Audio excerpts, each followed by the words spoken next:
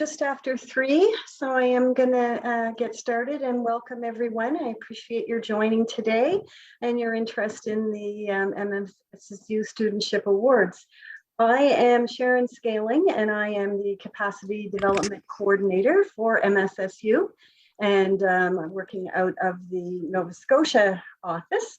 And so we'll get into it. I'm going to ask if everybody would just, if you would mind muting yourself. I am recording this session and it will be posted up on our website, so it can be shared with others who weren't able to be here today as well.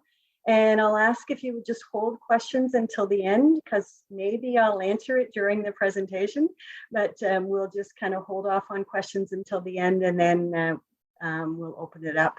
And that way I'll make sure I cover all the content. So the MSSU Studentship Awards, lovely to have so many of you who are interested in this program and excited to share some information about it. I will start with a little bit about the strategy for patient-oriented research and just who we are. And if you should have received this in your link that I sent out yesterday. There was a package with the PowerPoint. But if anybody needs that, didn't get it, then just email me and I'll make sure that you get it. But all the information should be there with all the links. So the Maritime SPOR Support Unit is part of a national strategy for patient-oriented research. And we're what we're called SPOR, which is the Strategy for Patient-Oriented Research. And it's an initiative of the Canadian Institute of Health Research. Basically, the SPOR strategy is about providing the evidence needed to inform the development of health policies and to improve the healthcare system. We move scientific discoveries to the bedside and producing information that decision makers and healthcare providers need to improve care. In a nutshell, SPOR focuses on moving what health researchers know into what healthcare providers do. And so that's just a little bit around who we are and what we do, and the maritime part of us. And we have some guiding principles. We want patients are involved in all aspects of research. And for those of you who may have applied for a MSSU award in the past, know that we have made some changes this year around how we want to ensure that we do have patients involved in your research project. And we'll talk about that in a little bit. Decision makers and clinicians are involved throughout the entire research process, which is again another change that we've made to this year's application process. It is multidisciplinary, and there is the overall, we want to embody a mandate for advancing equity, diversity, and inclusion in health research. And we are outcome driven and incorporate performance measurement and evaluation as integral components of the initiative.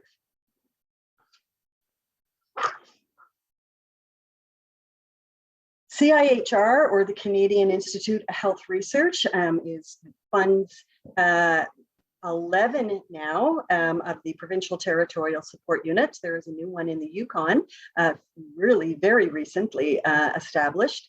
And they were designed to provide decision makers and healthcare providers with means and ways to connect research with patient needs so that evidence-based solutions can be applied to healthcare and shared throughout the country. And so really what we want to ensure is that this strategy provides access to training for researchers, research trainers, clinicians, policymakers, and patients interested in conducting patient-oriented research. And the MSSU is one of these provincial units, and we have locations in New Brunswick, Prince Edward Island, and Nova Scotia. So we cover the maritime provinces. And that is why one of the reasons we made changes to our awards is to make it a maritime-wide initiative as opposed to what it was before, which I will chat about. With the history of the awards. So prior to this year, there were 2 award programs, and I know I have some folks from New Brunswick on the call, as well as Nova Scotia, and you're probably aware, oh my, it's under one umbrella now, which is exactly what happened. Prior to this, there was an MSSU Student Awards, which was in Nova Scotia and PEI, and then the New Brunswick Health Research Foundation and CIHR MSSU Studentship Fellowship Award, which is just a whole lot to say. So it's no wonder we shortened it to one award, right? Both programs ran approximately the same amount of time, 2014, 2015 until 2021. And there's a few little different changes with them, but basically they were supporting patient-oriented research for those enrolled in master's, PhD in Nova Scotia and PEI, as well as postdocs in New Brunswick, and it has to be in a university, college, or institution in those provinces. So those are the history of it. And we combined them into one program called the MSSU Studentship Awards program. And the reason we wanted to do that was to make it a maritime-wide initiative, as MSSU is maritime-wide. We wanted consistency in eligibility requirements. We wanted consistency in the application review process, and I will talk a little bit about that. And consistency with funding levels for trainees in all 3 maritime provinces. So there was a committee was formed called the Capacity Development Advisory Committee.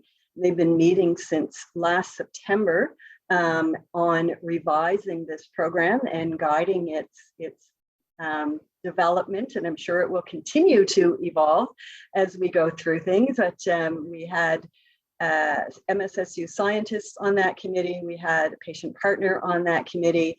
We had representatives from healthcare in Nova Scotia and in New Brunswick, and the New Brunswick Health Research Foundation, Research Nova Scotia. Those are our administrators for the awards. We had 2 student awardees. So we had quite a wide group of people who worked on revising this program. So let's talk a little bit about the program and what its objective is. And so really we are supporting the development of the next generation of researchers. And so overall, it's supporting research trainees to develop capacity for undertaking research that both meaningfully engages patients and addresses their priorities. And that is one of the key things. And that's why some of the changes that you'll see that we've made really have to do with addressing priorities of our patients. It is not just limited to health services. There are a number of different themes that are eligible, and as long as it is patient-oriented research in nature, then it will be considered. It will be considered eligible. So those are our objectives. Some important changes that are happening. One thing that has remained consistent is that you have to have an MSSU scientist as a supervisor, and this is a requirement that has been kind of long-standing. If you are unsure if your supervisor is an MSSU scientist, ask them. Or if you are looking for a supervisor and you're not sure, you can go to our website. And it's a simple new website that we have, and it's mssu.ca. So it's really simple.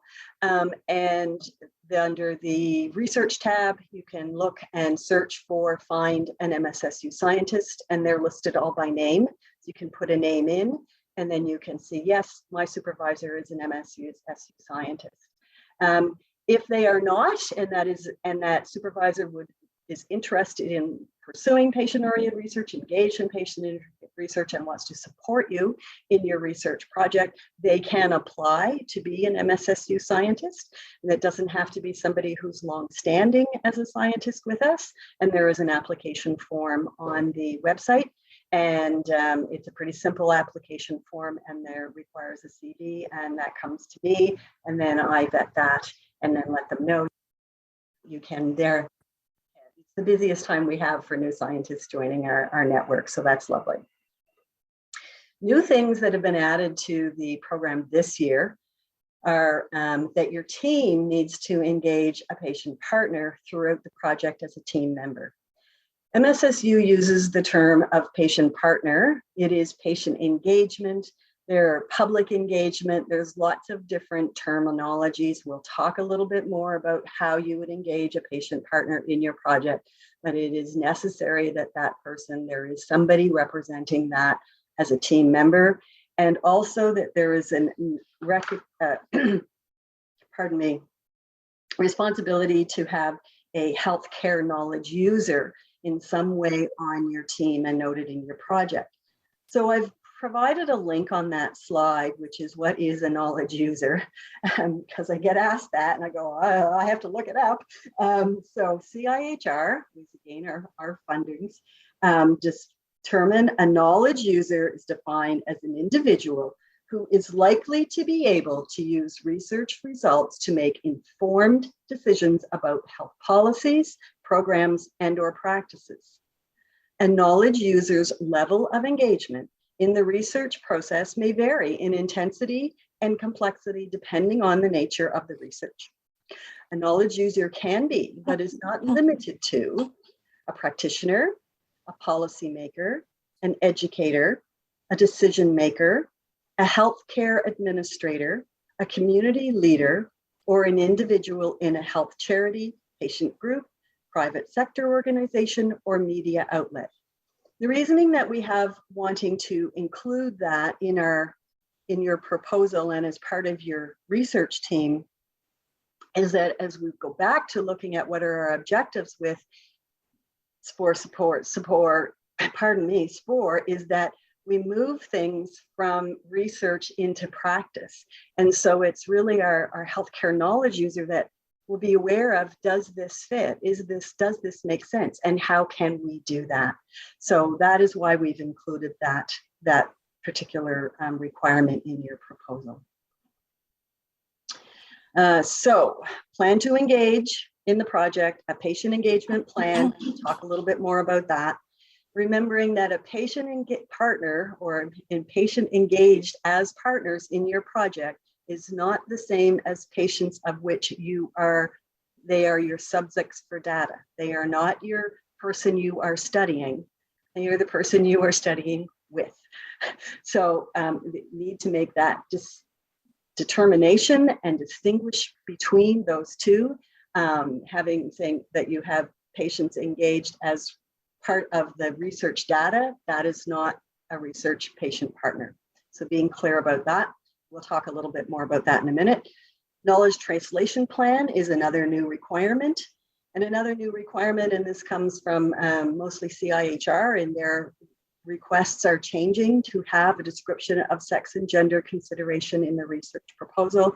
Talk a little bit about that in a minute as well. Other things that are necessary, and these are not new things. Project must be relevant to the mandate of the MSSU. And so if you're unfamiliar with the MSSU website, mssu.ca, and you can find the strategic plan, you can find what we're supporting. It is patient-oriented research in things that matter to patients. I'll put it in a little nutshell, and we'll talk about that a little bit more, but go back to that. Address a healthcare issue that is relevant in the province in which you attend university. So it may be different in New Brunswick than from Nova Scotia and then from PEI. So being aware of those differences, and those are things that you can get through working with your supervisor, working with your knowledge user, working with healthcare providers, that they can help with some of that. It's kind of hard right now in Nova Scotia because we have a shift in government and some of those priorities aren't necessarily as clear, but it is through conversation that you can discover that. And most importantly, they're outcomes that matter to patients. And so that's why it's so important that you do engage that patient and have a patient engagement piece to your plan, because they'll say, yeah, this actually matters. And if it doesn't matter, then you're not going to get the funding that you want, because that's what we support as MSSU. You can find out a lot more information, if I'm sure you've already been there more than once, is the website itself. There's the program overview, the studentship application, the self-identification forms, and that's all at that site under MSSU. I do want to just let you know that when you submit your application, make sure you have your own hard copy of it. You will not get a printout of the copy. Okay, it comes to me. I'm the only one who gets a copy. So make sure that you have that in a Word document to save on your own. Same with the self-identification forms. I think that's pretty simple. You know who you are. I do want to let you know it does have a confidentiality piece on it. I am the only one who receives the self-identification form. It is used only for internal tracking, to have a sense of our reach, to have a sense of the diversity of our awards. And it is recorded by coding. I don't have, your names aren't on that, and your peer reviewers do not get that information. So there is none of that information that goes to a review committee. It is strictly for internal reasons and tracking that we have those. Eligibility: applied, accepted, or enrolled in a full-time thesis-based master's or doctoral program. If you have not yet been accepted, it is okay. Leave that field blank in the application form. As long as we have a student number by the time that we would be dispersing funds, if you were awarded, then we just need that university number at that time, but don't let that be a deterrent. Please go right ahead. In either master's or doctoral, or applied, accepted, or registered as a postdoctoral fellow. Under the supervision of an MSSU scientist, as I mentioned, in university, in college, or institution in New Brunswick, Nova Scotia, or PEI. Engaged in patient-oriented research. I think that kind of makes sense. And note that you can't be in the final year of your program. So I want to make that clear. It is non-refundable, so it's one time only for each award. So if you had it, we're in for 4 years, you're only going to get it for the 1 year or the 2 years. Depending on the level, it is non-renewable. We do have students who have received more than one award from MSSU, but it's at different levels. So it's been at their master's level and then their PhD level with a different research project, but not for the same project itself. All right, so what is patient-oriented research? It's kind of make sure that we know what that is. It is a continuum of research. Okay, and it engages patients and providers as partners, addresses patient-oriented health, or identified, health priorities, and aims to improve patient outcomes. Those are the key things, and we want to make sure that we recognize that with this, patients are to be involved in all aspects of research. We'll talk a little bit about what areas that could be, and they need to be relevant for them. And they need decision makers and clinicians need to be involved throughout the research process to ensure integration into policy and practice. And that's where your knowledge, your healthcare knowledge user comes into play. That's a little bit about patient-oriented research. Now you need to be able to address how your research activity is patient-oriented in nature, how patient-oriented research will be integrated throughout your research, and the impact to the patient population in the Maritime province in which you live and attend university. So those are key things to think about. How is it patient-oriented and what is the impact? Because that's what we're going to be looking for. That's what our reviewers are going to be looking for. Meaningfully address patients as partners.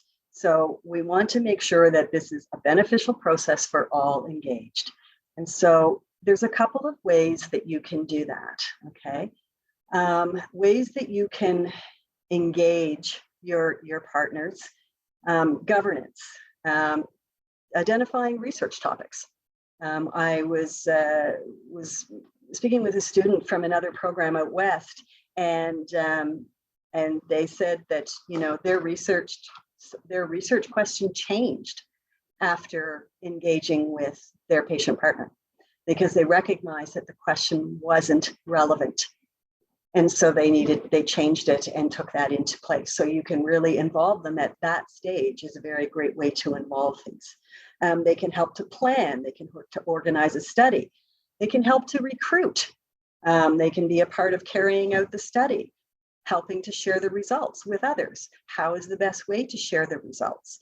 You know, they may say, no, actually, you know, using social media isn't the right method to disseminate this to our audience. So they can be involved. Those are all ways that you can have engagement right from the start all the way through. There are some tools that are available to help you with that. We're not leaving you on your own.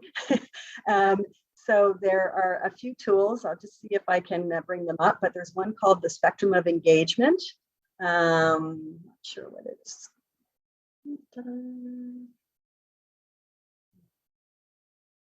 So the Spectrum of Engagement is a very common tool. It's also called public participation. And so the levels are inform, consult, involve, collaborate, and empower. Those are all methods in which you can engage your patient partner in. The higher up you go, the more engagement you have. So you want to consider how you can do that. Those are all important things. There is a tool called the PORLIT, which is the Patient-Oriented Research Engagement Tool, and this is out of our Saskatchewan office. This is a great site because it also gives you ways how to use it, little videos on it. There's tips for reviewers and for grants and how you can look at first-time grant reviewers. What are they going to be looking at?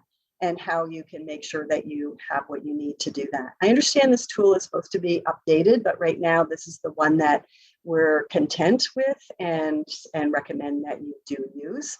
And they also have one for, let's pull this over, they also have one for Indigenous research. If you are involved in Indigenous research, there is a level of engagement tool for that as well. So those are all tools that are available for you to help you determine how do I engage a patient partner in this process. There's lots of other tools as well, but those are ones that are really readily available and very commonly used. So you wouldn't have any issues with using those and having our reviewers be familiar with those. The reviewers will also be using that same tool, the patient engagement tool. It's also been developed into a rubric for scoring. So they will be using that. As well as will our patient partners who are on the review committee as well. Things that you want to look at in terms of how to improve patient outcomes. These are some examples of things that you might look at in terms of how you can determine that you have met the requirement for ensuring that this is a project that matters. So what are the patient reported outcomes? Their experience measures are called PROMs and PREMs, patient satisfaction measures, quality of life, management of symptoms and pain symptoms, potential clinical improvement measures, length of stay, cost effectiveness. Those are all just kind of things. There's so many examples, and if you're unfamiliar with them, I would recommend you go to the CIHR website. And again, there's links in the materials that I sent to you. And they would have a lot of other ideas on ways that you can ensure that your project contains what you need and that you are looking in the right direction for patient-oriented research. We talked about knowledge translation plans as well. There are lots of different tools available, but I always will send you to the MSSU website first. And so I've included some links there. There's, if you go into, we have resources there now that you can filter by topic. And so you can look for KT plan. There's also a great one on the Newfoundland SPOR unit that has a great planning tool as well for patient engagement. So poke around and look for some things. You don't have to reinvent the wheel. The wheel's already there. You just have to find the right one that fits your project, find the right size. So look around for some of those resources, but I've given you some of the most common ones. As I mentioned, this is a new requirement for us, and we're still working on some of the final details in terms of a tool for reviewers to be able to assess this.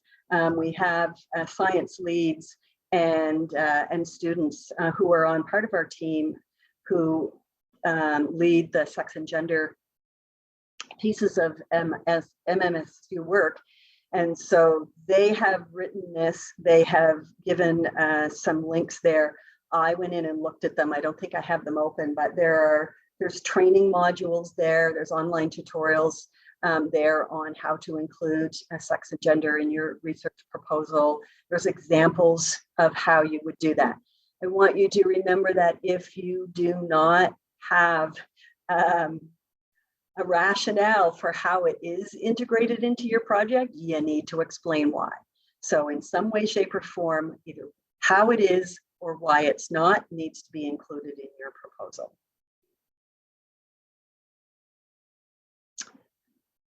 How are we evaluating this? Well, I just throw them into a hat and pick them out and see the one I like. No, I'm joking. They do all come through me, and I work with a research assistant at the MSSU, and we go through and make sure that everybody meets the requirements that we had in terms of do we have the reference letter, do we have an engagement plan, do we have the translation plan, do we have all those pieces? And if you're missing one of those critical pieces, then it will not go to the peer review committee. So keep in mind the importance of all of that. Then we break it down into 3 key areas. So your research expertise and potential.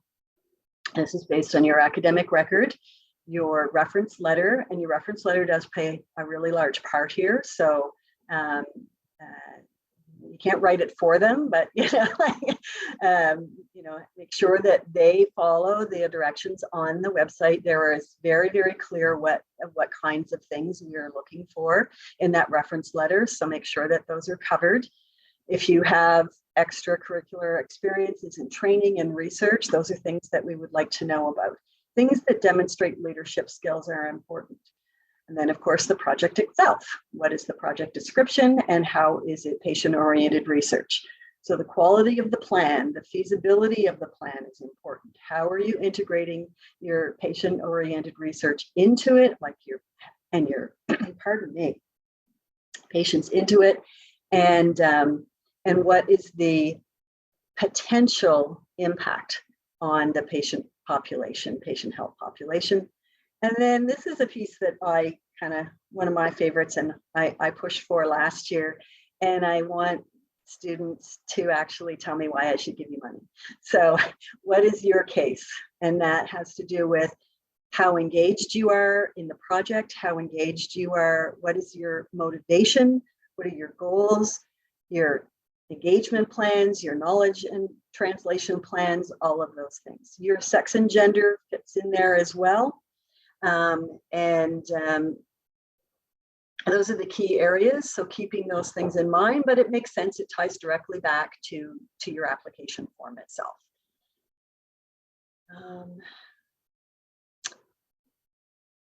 So things that you would be required to do as if you were awarded is to participate in patient-oriented research training that we facilitate. I will let you know you do not have to be an awardee in order to participate in our patient-oriented research training. We offer it, it's offered virtually. It was monthly, we're every other month now. Probably in the fall, we'll increase it again as we get our students through the training program, because we like them to have it as soon as possible. If on the website under events, you'll find a way to register for that. As I said, you do not have to be an awardee in order to attend that training. We are also developing EDI training and sex and gender training and Indigenous allyship and engagement. Some of those are done and we're just getting them ready for the website. Others are still in development. So those would be recommended training, not required training, recommended though. You would have the opportunity to present at the annual MSSU Maritime Health Research Summit. The one in 2022 is in June, so you wouldn't have an opportunity to present at that, but you certainly would be invited to participate. You can attend that event. It is not ready for registration yet, but it will be on the website when that becomes available. It is called, it's Wise Practices in Health Equity. So it is an EDI focused event. It is a one-day event. And we have some key, very high profile keynoters. So we're very excited about that.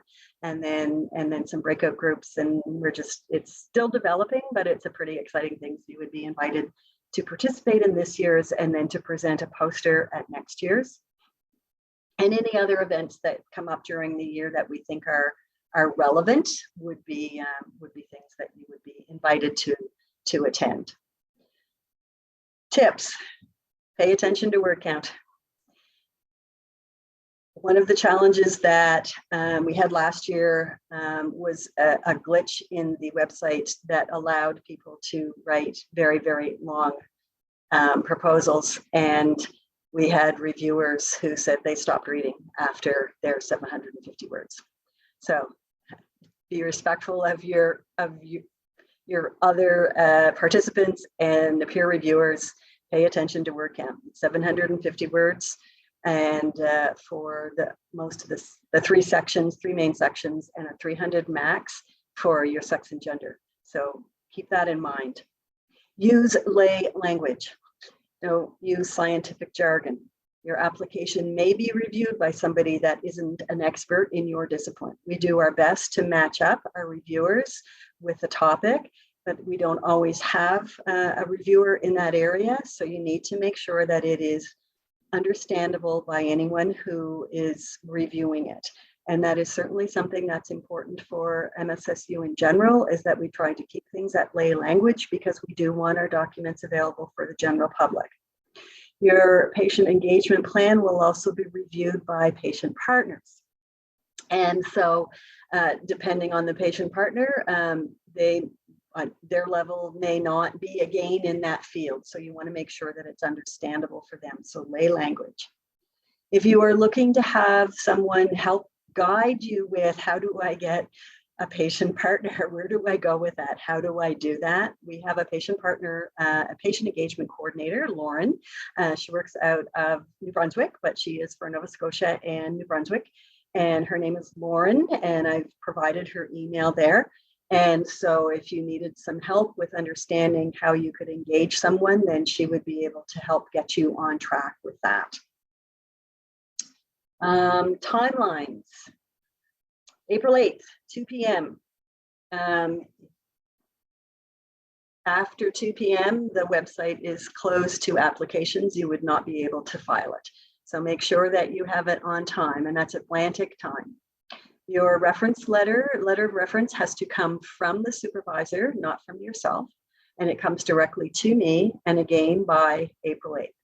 I start matching up as they come in. I start matching up, and I give some leeway. Like if I have an application and I don't have a reference letter, I'll reach out to the supervisor and say, hey, I didn't get this yet, or I'm not a meanie, but I need to be fair as well. So keep those deadlines in mind. Early June is when we'll have decisions made, and funding is available September 1st. So those are kind of the guidelines. Now I went through it quickly so that we could open up to questions. So I am going to allow you to, you can either, pardon me, take off your mic if you want to. That's my contact information. Most of you already have that because we've been emailing each other, and a reminder of who it is that supports us. But I will invite you to either in the chat or in the or take off your mic and ask a question. So let's see, we have.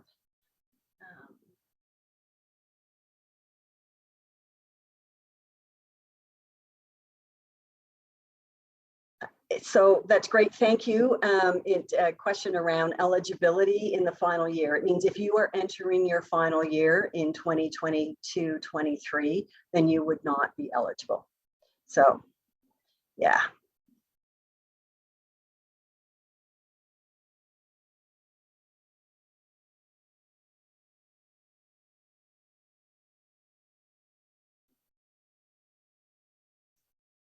No,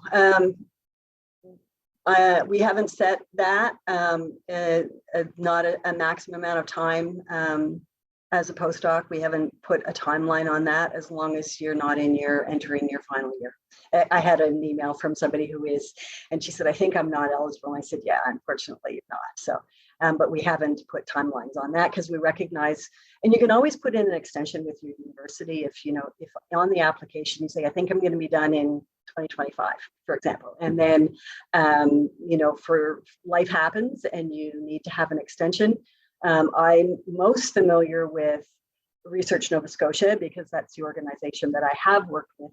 You put in an application to the university, they reach out to Research Nova Scotia. Research Nova Scotia says, hey, Sharon, we've got somebody who needs an extension for life.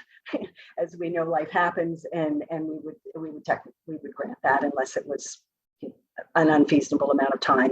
And Leah, I don't know if you want to speak to that for New Brunswick, but around extensions. Sure.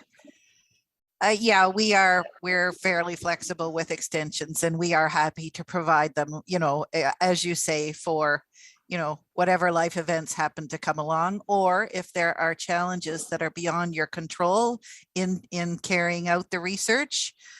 For example, COVID has been one of those. So we are, I would say, quite flexible and can accommodate mostly anything.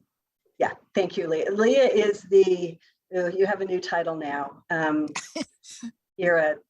She's with the New Brunswick Health Research Foundation, and are you a program? I'm the director of programs. Yeah. Director of programs. So they are the administrators for the New Brunswick side of the programs. Thanks, Leah. Yep. Other questions? Postdoc awards can be 2 to 3 years. Some are 2, some are 3. Some people, don't even apply until they're in their 3rd year, so they only get an award for 1 year. So, it kind of depends on where are you during your postdoc. It also happens where, people plan on taking, let's say, 2 years or 3 years to do one, and then it ends up taking longer due to the nature of the research or some of the discoveries that are made. I think usually my counsel is there's no harm in applying, right? And that's really the only way you're going to get a definitive answer. Because it's gone through the review process. To ask you and I right now, we can only tell you kind of what I've just told you, and what we've experienced in the past. Yeah. And thank you, Leah. That's where I was at as well. It's certainly, I know it's work to apply, but I also know that the process of putting a proposal together can be really helpful in clarifying your research even more. Like it can really help guide you a little bit. So. Yeah. And even if you're not successful with this application to this particular program, doesn't mean you can't shop it around. That's right. Yeah, exactly. Yeah. Lovely.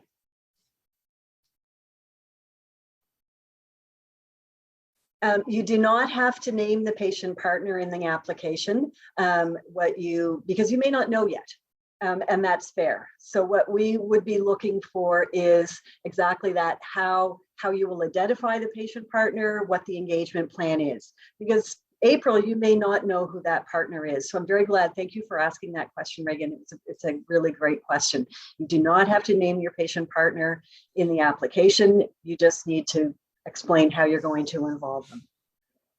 Well, I know that others have asked a lot about transcripts. There are places for, there's blocks for the potential to upload 3 transcripts. It doesn't mean you have to. You have to upload 1. And then I think the other 2 are optional. And if you have, if you're at the point where you're at postdoc level, the most relevant Okay, the most recent, most relevant is what we would be looking for. And hopefully that should do the job. But yes, if it's just one, then that's fine too. That's right. Unfortunately, yes, you can't be entering your final year. So if it's in your master's, and that's why the master's is only for 1 year as opposed to for 2. So if you're entering your final year of your master's, then you would not be eligible. And I don't like that, but it's partly just, there's only so much money. The pool was only so big. If we could get a bigger pool, then we could probably do different things. But right now we had to determine what we felt was the fairest way to distribute funds to support the 3 levels of education. Can I just jump in too, Sharon? Yes, you can, Leah, for sure. Just to say, you know, it is definitely possible for the, you know, the funding envelope to change from year to year. Yeah. Yeah, that is not beyond, and as a matter of fact, I would tend to that it does. Yeah, I think you're right. I mean, it's evolving. This is this is our first year doing it this way. I don't even, there's so many unknowns. I don't want to tell you all the things that I don't know yet. I just focused on the things I do know today. And it is an evolving thing. Is it possible to apply for an award researching patient partner engagement? In other words, there wouldn't be health, quality of life that comes from it.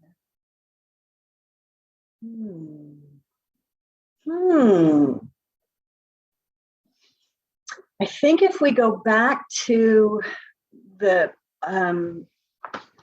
goal of the award, let me just find my objectives. Supporting the development of next generation of health researchers and highly qualified, blah, blah, blah, and supporting and building capacity in patient-oriented research. Designed for students seeking to pursue health research training in a discipline, not just those, all human themes, regardless of proposed methods. I'm really curious to see that proposal.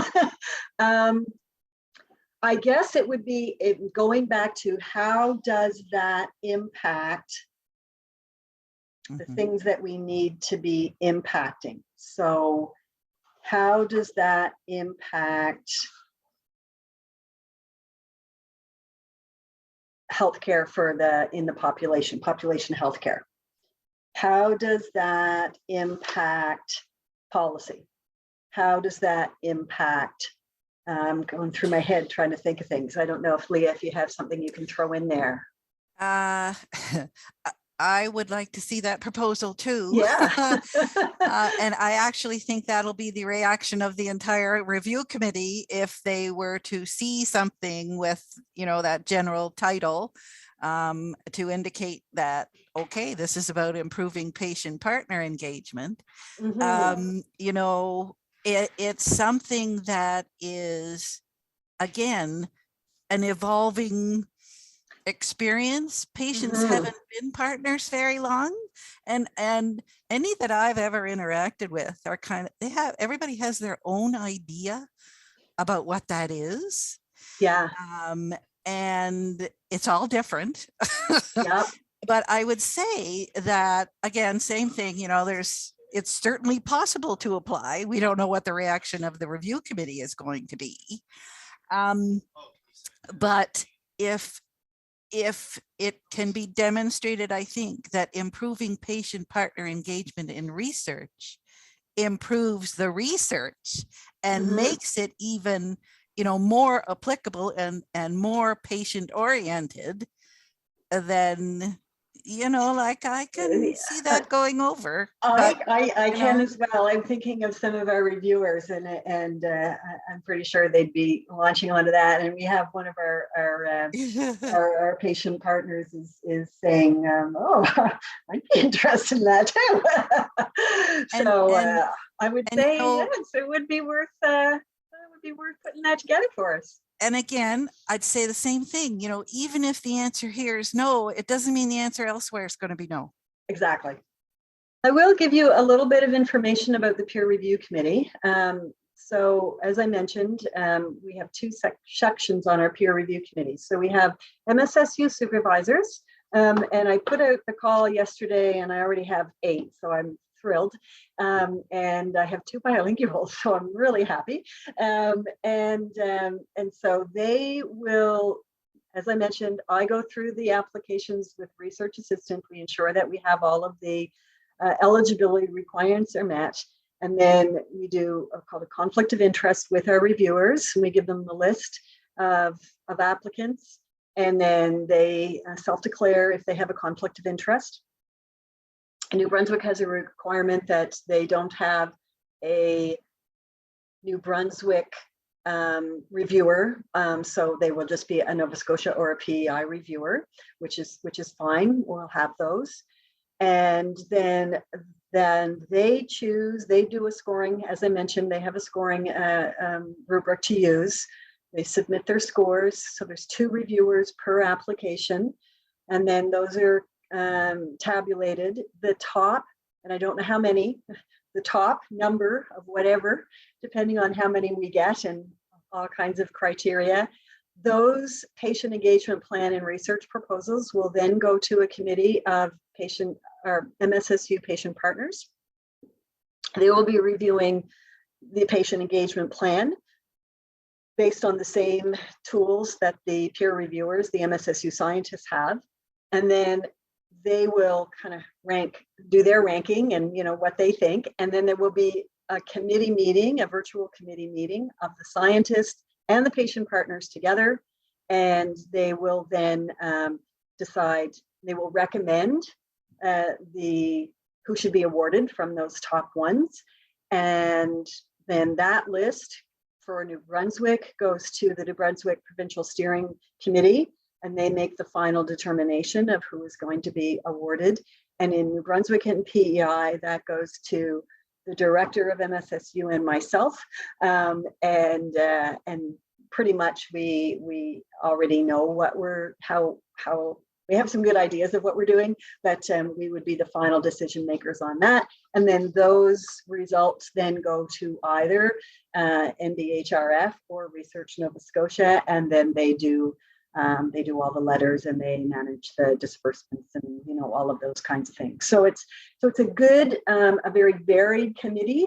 There's people on the MSSU Scientist Committee. There are ones who have been doing the peer review for the awards for a number of years, and we have some new ones as well. So and it's the first year that we've had patient partners engaged in the process, and they're on the call today to get a sense of what this is all about. So I'm appreciating their involvement in this, but that's how the process works.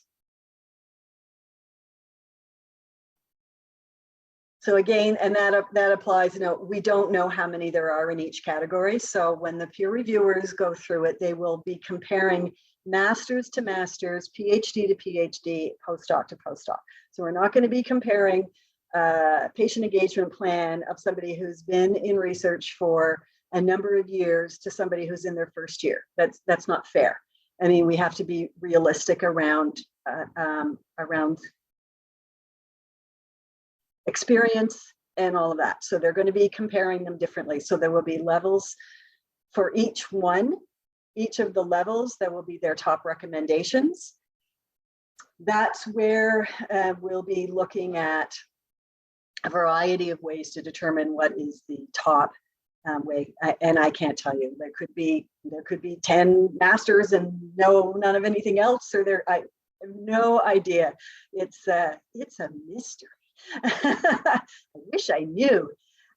As long as you are attending university in either New Brunswick, Nova Scotia, or PEI, and you have an MSSU scientist, which you can find out on the website, and you can email me if you need more information around that, then you would be able to apply.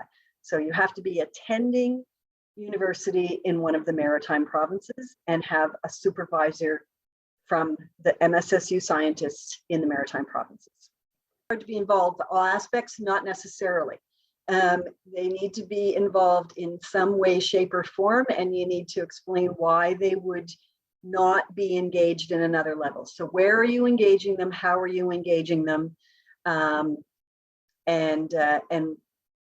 you know, explaining why. And if all it is informed, then I'm going to tell you that's not going to be a great engagement plan. So you want to do a little bit more than that, but look at the tools that I shared with you and go, how can I possibly do that? Thank you. I appreciate your comments. It has been a lot of work getting this ready, and the program, I'm excited about it. And there's Leah was a key member on adapting this program, and I'm hopeful that you find its value, even if for some reason, you know, not everybody can be awarded, but that it helps you get more clarity around what is patient-oriented research and why does it matter? Why is it important to me?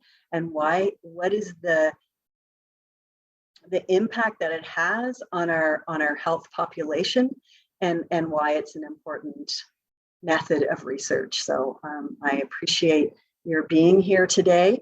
I am going to sign off and thank you everyone very much for your interest. And if you have any more questions, please do feel free to email me. You all have my address now, and I'm happy to be able to help you further. So thanks and have a great day.